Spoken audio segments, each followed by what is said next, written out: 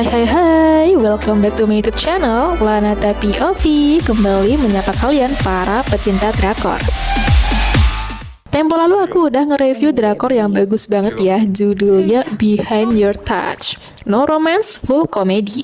Full reviewnya ada di video aku sebelumnya ya. Gue jamin sih kalian nggak bakal nyesel nonton ini deh, serius. Oke, aku spill singkat sinopsis Behind Your Touch bagi yang belum tahu ya. Jadi ada seorang detektif bernama Moon Jang-yeol yang dimutasi ke unit investigasi Mujin, desa yang terkenal minim kriminalitas. Karena itulah Jang-yeol di sana menyelidiki kasus yang bisa dibilang kasus receh atau kasus minor dan bukan tergolong kasus kejahatan berat.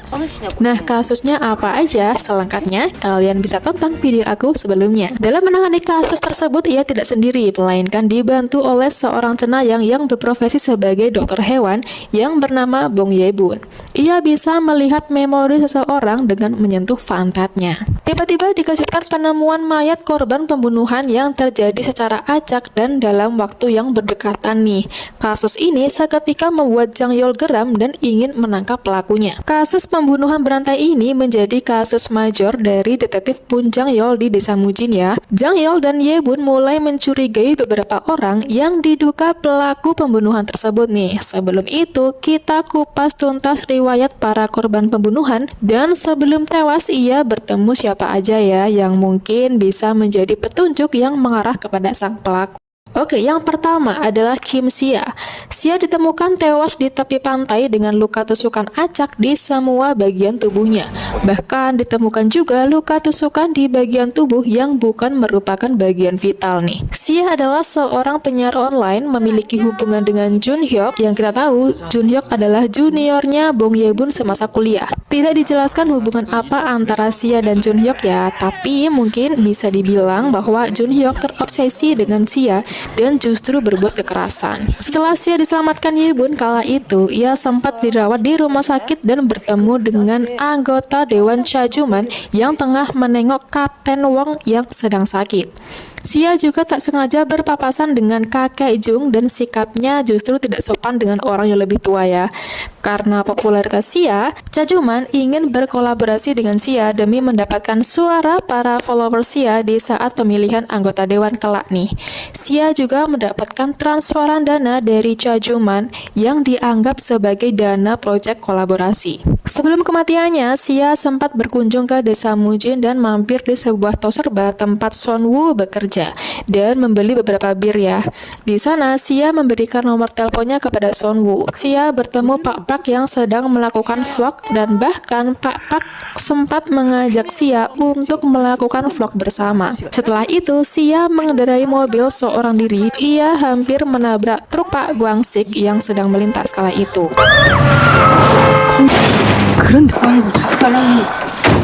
괜찮아요? Pak Guangsik lalu menawarinya bantuan nih, namun Sia justru menolaknya. Tak lama kemudian, Sia bertemu seseorang yang menggunakan jas hujan dan dipukul hingga pingsan. Lalu Sia diseret ke sebuah tepi pantai dan menjadi korban penusukan.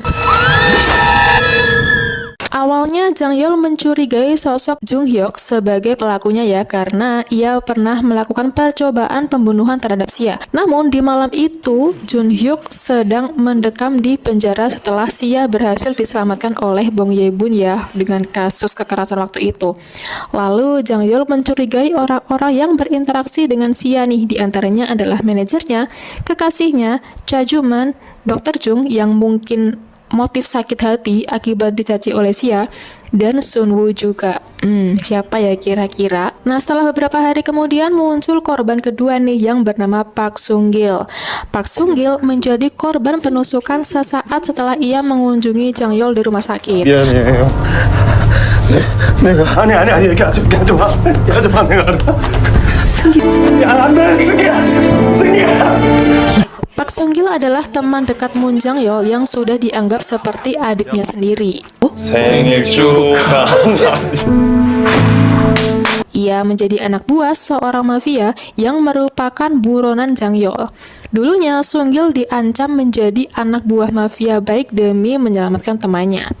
Lalu, Sung Gil diminta membunuh Jang Yol namun sengaja menusukkan pisaunya di bagian tubuh yang tidak mematikan.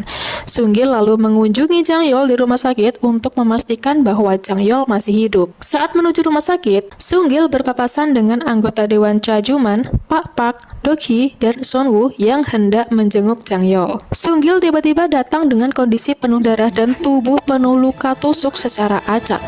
Sebelum Sung Gil tewas, Ye Bun sempat menyentuh pantat Sung Gil untuk melihat memorinya. Namun sayangnya, tak lama Sung Gil akhirnya meninggal dunia. Jang Yol curiga bahwa pembunuh Sung Gil adalah bosnya, yakni mafia Baek yang sudah jadi buronannya. Tapi setelah Ye Bun menyentuh pantatnya, mafia Baek bukanlah pelakunya. Setelah penyelidikan mayat Sung Gil, luka tusuknya mirip dengan Sia, yakni luka acak. Analisa awal Jang Yol adalah sang pelaku merupakan orang yang baru pertama kali melakukan penusukan alias tidak berpengalaman karena luka tusuknya yang acak bahkan di bagian tubuh yang bukan bagian vitalnya. Melihat korban kedua ini membuat Jang Yol bingung ya karena Park Sung Gil dan Sia ini sama sekali tidak memiliki hubungan, namun memiliki pola luka tusukan yang sama. Tidak ada kamera CCTV maupun sidik jari, Ye Bun dan Jang Yol mulai penyelidikan di lokasi TKP dengan menyentuh beberapa hewan di area tersebut, yakni burung dan ular. Ini sumpah lucu banget sih. Ye Bun justru mendapat petunjuk saat menyentuh ular nih. Tersangka yang membunuh Sung Gil menggunakan jas hujan ponco dan menggunakan pisau dapur corak. Pelaku melakukan penusukan dengan sempoyongan, namun petunjuk tersebut masih terlalu sulit dan umum ya, karena ternyata semua warga Mujin memiliki jas hujan ponco dan pisau dapur tersebut. Kecurigaan Jang Yol bertambah dan muncul nama baru nih, yakni Pak Guangsik. Karena Guangsik adalah orang terakhir yang berinteraksi dengan Sia sebelum Sia tewas. Warga Mujin akhirnya melakukan sebuah ritual untuk mengusir energi jahat pasca ditemukan korban penusukan. Pak Park tiba-tiba dirasuki para arwah korban dan mengatakan bahwa pelakunya ada di sini. Wah, desa Mujin ketika mendadak mencekam, ya nggak sih? Aku sebagai penonton muncul beberapa list nama tersangka nih, yakni ada Pak Guangsik sang peternak sapi, Cha Juman anggota dewan, Dr. Chung sang dokter hewan, atau justru Son Woo sang orang asing. Siapa ya kira-kira? Sabar dulu, ini masih ada korban-korban berikutnya. Yang ketiga adalah Lee Ji-suk. Ji-suk menjadi korban penusukan setelah mengantarkan pesanan kopi di suatu rumah. Ia ditemukan tewas di tempat yang penuh dengan semak-semak nih. Awalnya, Ye Bun mengikuti Ji-suk mengantarkan pesanan untuk membicarakan kasus Airan, teman Ji-suk yang sama-sama bekerja di kedai kopi. Mereka terlilit hutang dengan bosnya yang tidak pernah bisa mereka bayar.